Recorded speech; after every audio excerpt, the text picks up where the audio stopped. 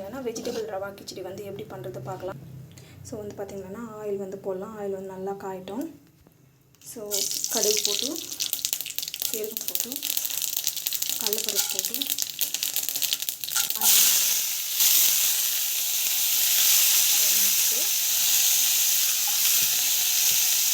கொத்தமல்லி, பச்சை மிளகாய்,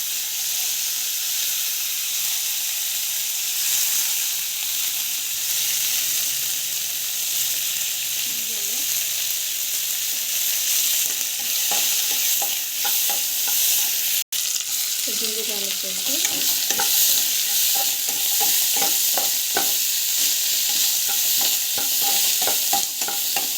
so tomato,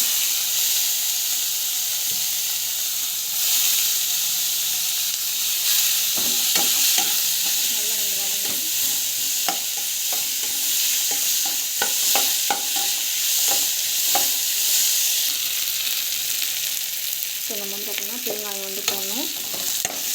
தேங்காய் போட்டு வெஜிடபிள்ஸ்லாம் வேக வச்சு வெஜிடபிள்ஸ்லாம் வந்து ஆட் பண்ணிக்கலாம். ஸோ வந்து பார்த்திங்கன்னா நல்லா வந்து பார்த்துக்கணும்.